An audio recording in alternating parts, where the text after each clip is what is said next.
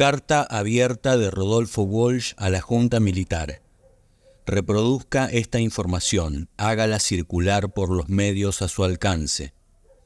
Publicada el 24 de marzo del 2016 en la web oficial de Cristina Fernández de Kirchner. En 1976, en respuesta a la censura impuesta por la dictadura militar, Walsh creó Ancla, Agencia de Noticias Clandestina, y la Cadena de la Información, un sistema de distribución de información de mano a mano de folletos. Reproduzca esta información, hágala circular por los medios a su alcance, a mano, a máquina, a mimeógrafo, oralmente. Mande copias a sus amigos, 9 de cada 10 las estarán esperando. Millones quieren ser informados. El terror se basa en la incomunicación. Rompa el aislamiento. Vuelva a sentir la satisfacción moral de un acto de libertad. Derrote el terror. Haga circular esta información. El escritor y periodista Rodolfo Walsh envió esta carta de fecha 24 de marzo de 1977 por correo postal a las redacciones de los periódicos locales y corresponsales de prensa extranjeros. El 25 de marzo de 1977, Walsh fue secuestrado por un grupo de tarea y está desaparecido desde entonces. Una vez que comenzó la dictadura de 1976, se formaron grupos de trabajo, grupos de tarea, que llevaron a cabo el exterminio de ciudadanos considerados enemigos del Estado. Estos grupos, compuestos principalmente de hombres con experiencia en el ejército, la seguridad del Estado o el departamento de policía, se dedicaron a secuestrar, torturar, matar y ocultar rastros de los cuerpos de todas sus víctimas. La carta no fue publicada en ningún medio de comunicación local, pero poco a poco llegó a ser distribuida en el extranjero. 1.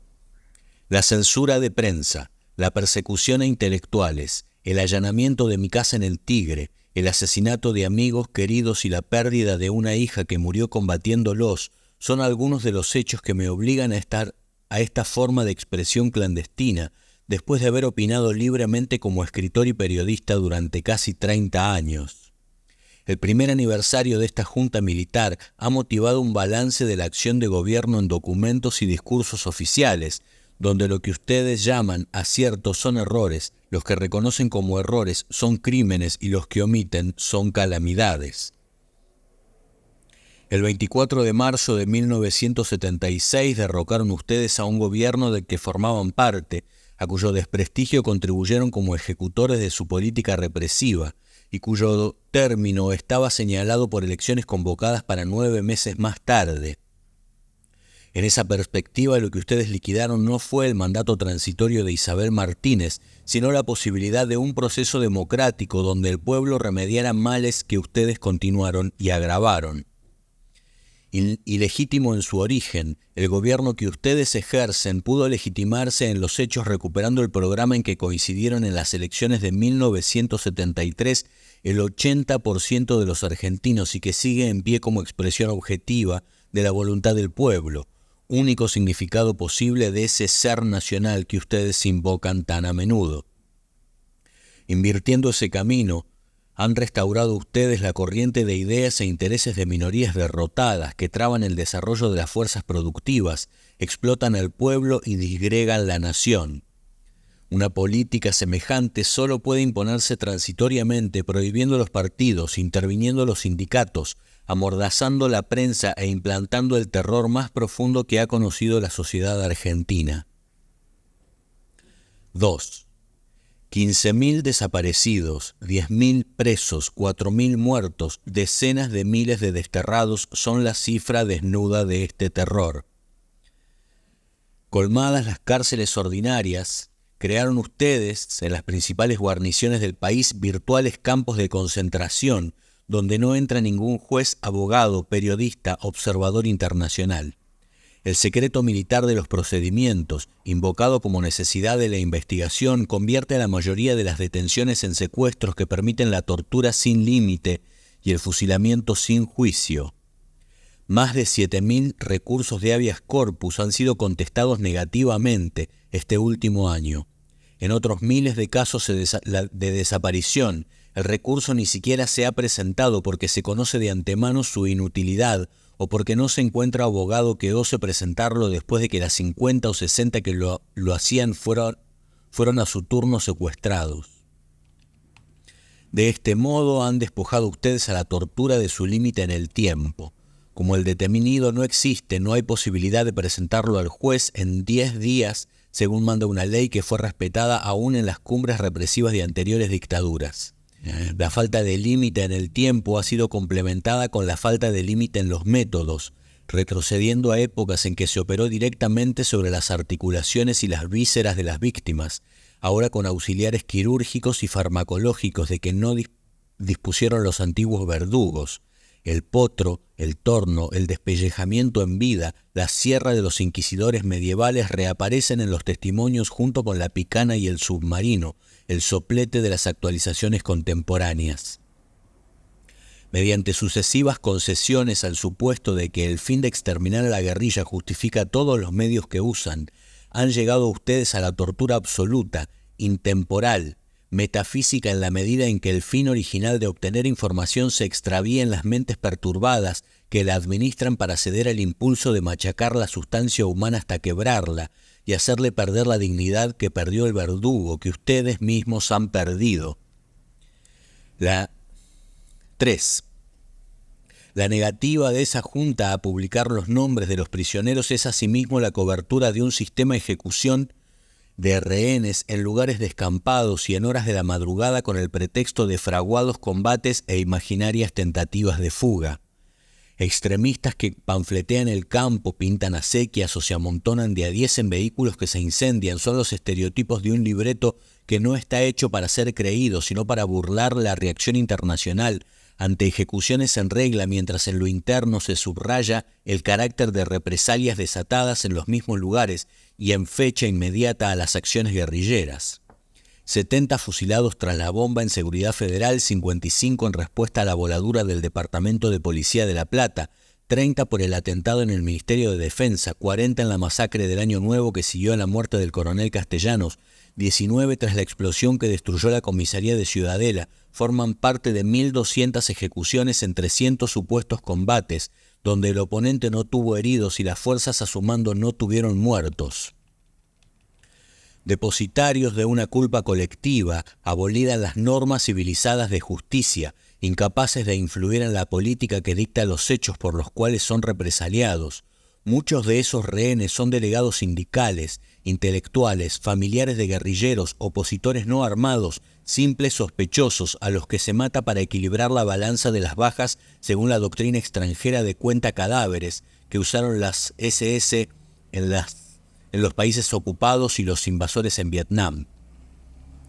El remate de guerrilleros heridos o capturados en combates reales es asimismo una evidencia que surge de los comunicados militares, que en un año atribuyeron a la guerrilla 600 muertos y solo 10 o 15 heridos, proporción desconocida en los más encarnizados conflictos. Esta impresión es confirmada por un muestreo periodístico de circulación clandestina que revela que entre el 18 de diciembre de 1976 y el 3 de febrero de 1977, en 40 acciones reales, las fuerzas legales tuvieron 23 muertos y 40 heridos y la guerrilla 63 muertos. Más de 100 procesados han sido igualmente abatidos en tentativas de fuga, cuyo relato oficial tampoco está destinado a que alguien lo crea, sino a prevenir a la guerrilla y a los partidos de que aún los presos reconocidos son la reserva estratégica de las represalias de que disponen los comandantes de cuerpo según la marcha de los combates, la conveniencia didáctica o el humor del momento. Así ha ganado sus laureles el general Benjamín Menéndez, jefe del Tercer Cuerpo de Ejército, antes del 24 de marzo con el asesinato de Marcos Osatinsky, detenido en Córdoba, después con la muerte de Hugo Vaca Narvaja y otros 50 prisioneros en variadas aplicaciones de la ley de fuga ejecutadas sin piedad y narradas sin pudor. El asesinato de Dardo Cabo, detenido en abril de 1975, fusilado el 6 de enero de 1977 con otros 7 prisioneros en jurisdicción del primer cuerpo de ejército que manda el general Suárez Mason, revela que estos episodios no son desbordes de algunos centuriones alucinados, sino la política misma que ustedes planifican en sus estados mayores, discuten en sus reuniones de gabinete, imponen como comandantes en jefe de las tres armas y aprueban como miembros de la Junta de Gobierno. 4. Entre 1.500 y 3.000 personas han sido masacradas en secreto después que ustedes prohibieron informar sobre hallazgos de cadáveres que en algunos casos han trascendido, sin embargo por afectar a otros países, por su magnitud genocida o por el espanto provocado entre sus propias fuerzas. 25 cuerpos mutilados afloraron entre marzo y octubre de 1976 en las costas uruguayas, pequeña parte quizás del cargamento de torturados hasta la muerte en la Escuela de Mecánica de la Armada, fondeados en el Río de la Plata por buques de esa fuerza, incluyendo el chico de 15 años, Floreal Avellaneda, atado de pies y manos con lastimaduras en la región anal y fracturas visibles, según su autopsia. Un verdadero cementerio lacustre descubrió en agosto de 1976 un vecino que buceaba en el lago San Roque de Córdoba. Acudió a la comisaría donde no le recibieron la denuncia y escribió a los diarios que no la publicaron.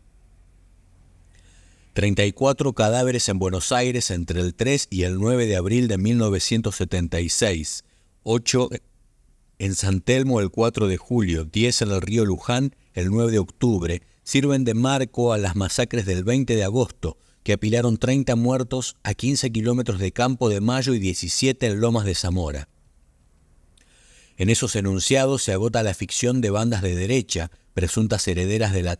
3A de López Rega, capaces de atravesar la mayor guarnición del país en camiones militares, de alfombrar de muertos el Río de la Plata o de arrojar prisioneros al mar desde los transportes de la Primera Brigada Aérea, sin que se enteren el general Videla, el almirante Macera o el brigadier Agosti. Las 3A son hoy las 3 armas, y la junta que ustedes presiden no es el fiel de la balanza entre violencia de distintos signos, ni el árbitro justo entre dos terrorismos, sino la fuente misma del terror que ha perdido el rumbo y solo puede balbucear el discurso de la muerte. La misma continuidad histórica liga el asesinato del general Carlos Prats durante el anterior gobierno con el secuestro y muerte del general Juan José Torres, Selmar Michelini, Héctor Gutiérrez Ruiz y decenas de asilados en quienes se han querido asesinar la posibilidad de procesos democráticos en Chile, Bolivia y Uruguay. La segura participación en esos crímenes del Departamento de Asuntos Extranjeros de la Policía Federal, conducido por oficiales becados de la CIA a través de la AID, como los comisarios Juan Gatey y Antonio Guettor, sometidos ellos mismos a la autoridad de Mr. Gardner Hathaway, Station Chief de la CIA en Argentina, es semillero de futuras revelaciones como las que hoy sacuden a la comunidad internacional, que no han de agotarse siquiera cuando se esclarezcan el papel de esa agencia y de altos jefes del ejército, encabezados por el general Menéndez, en la creación de la Logia Libertadores de América, que reemplazó a las 3A hasta que su papel global fue asumido por esa junta en nombre de las 3 armas. Este cuadro de exterminio no excluye siquiera el arreglo personal de cuentas como el asesinato del capitán Horacio Gándara, a quien desde hace una década investigaban los negociados de altos jefes de la Marina, o del periodista de Prensa Libre Horacio Novillo, apuñalado y calcinado después de que ese diario denunció las conexiones del ministro Martínez de Hoz con monopolios internacionales. A la luz de estos episodios cobra su significado final la definición de la guerra pronunciada por unos de sus jefes. La lucha que libramos no reconoce límites morales ni naturales, se realiza más allá del bien y del mal. 5. Estos hechos que sacuden la conciencia del mundo civilizado no son, sin embargo, los que mayores sufrimientos han traído al pueblo argentino, ni las peores violaciones de los derechos humanos en que ustedes incurren. En la política económica de ese gobierno debe buscarse no solo la explicación de sus crímenes, sino una atrocidad mayor que castiga a millones de seres humanos con la miseria planificada. En un año han reducido ustedes el salario real de los trabajadores al 40%, disminuido su participación en el ingreso nacional al 30%, elevado de 6 a 18 horas la jornada de labor que necesita un obrero para pagar la canasta familiar, resucitando así formas de trabajo forzado que no persisten ni en los últimos reductos coloniales.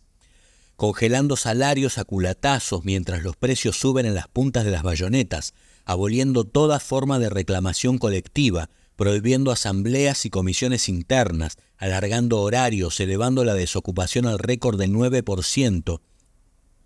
prometiendo aumentarla con 300.000 nuevos despidos, han retrotraído las relaciones de producción a los comienzos de la era industrial, y cuando los trabajadores han querido protestar los han calificado de subversivos, secuestrando cuerpos enteros de delegados que en algunos casos aparecieron muertos y en otros no aparecieron. Los resultados de esa política han sido fulminantes. En este primer año del gobierno, el consumo de alimentos ha disminuido el 40%, el de ropa más del 50%, el de medicinas han desaparecido prácticamente en las capas populares. Ya hay zonas del Gran Buenos Aires donde la mortalidad infantil supera el 30%, cifra que nos iguala con Rhodesia, Dahomey o las Guayanas. Enfermedades como la diarrea estival, la parasitosis y hasta la rabia en que las cifras trepan hacia marcas mundiales o las superan. Como si esas fueran metas deseadas y buscadas, han reducido ustedes el presupuesto de la salud pública en menos de un tercio de los gastos militares, suprimiendo hasta los hospitales gratuitos mientras centenares de médicos, profesionales y técnicos se suman al éxodo provocado por el terror, los bajos sueldos o la racionalización. Basta andar unas horas por el Gran Buenos Aires para comprobar la rapidez con que semejante política la convirtió en una villa miseria de 10 millones de habitantes. Ciudades a media luz, barrios enteros sin agua porque las industrias monopólicas saquean las napas subterráneas, millares de cuadras convertidas en un solo bache porque ustedes solo pavimentan los barrios militares y adornan la Plaza de Mayo, el río más grande del mundo contaminado en todas sus playas porque los socios del ministro Martínez de Hoz arrojan en él sus residuos industriales y la única medida de gobierno que ustedes han tomado es prohibir a la gente que se bañe. Tampoco en las metas abstractas de la economía, a las que suelen llamar el país, han sido ustedes más afortunados. Un descenso del Producto Bruto que orilla el 3%, una deuda exterior que alcanza $600 por habitante, una inflación anual del 400%, un aumento del circulante que en solo una semana de diciembre llegó al 9%, una baja del 13% en la inversión externa constituyen también marcas mundiales, raro fruto de la fría deliberación y la cruda inepcia. Mientras todas las funciones creadoras y protectoras del Estado se atrofian hasta disolverse en la pura anemia, una sola crece y se vuelve autónoma. 1.800 millones de dólares que equivalen a la mitad de las exportaciones argentinas presupuestados para seguridad y defensa en 1977. 4.000 nuevas plazas de agentes en la Policía Federal, 12.000 en la provincia de Buenos Aires con sueldos que duplican el de un obrero industrial y triplican el de un director de escuela, mientras en secreto se elevan los propios sueldos militares a partir de febrero en un 120%, prueban que no hay congelación ni desocupación en el reino de la tortura y de la muerte, único campo de la actividad argentina donde el producto crece y donde la cotización por guerrillero abatido sube más rápido que el dólar. 6. Dictada por el Fondo Monetario Internacional según una receta que se aplica indistintamente al Zaire o a Chile o a Uruguay o Indonesia, la política económica de esta junta solo reconoce como beneficiarios a la vieja oligarquía ganadera, la nueva oligarquía especuladora y un grupo selecto de monopolios internacionales encabezados por la ITT, la ESO, las automotrices, la US Steel, la Siemens, al que están ligados personalmente el ministro Martínez de Hoz y todos los miembros de su gabinete. Un aumento del 722% en los precios de la producción animal de 1976 define la magnitud de la restauración oligárquica emprendida por Martínez de Hoz, en consonancia con el credo de la sociedad rural, expuesto por su presidente Celedonio Pereda. Llena de asombro que ciertos grupos pequeños pero activos sigan insistiendo en que los alimentos deben ser baratos. El espectáculo de una bolsa de comercio donde en una semana ha sido posible para algunos ganar sin trabajar el 100 y el 200%, donde hay empresas que de la noche a la mañana duplicaron su capital sin producir más que antes, la rueda loca de la especulación en dólares, letras, valores ajustables, la usura siempre que ya calcula el interés por hora, son hechos bien curiosos bajo un gobierno que venía a acabar con el festín de los corruptos.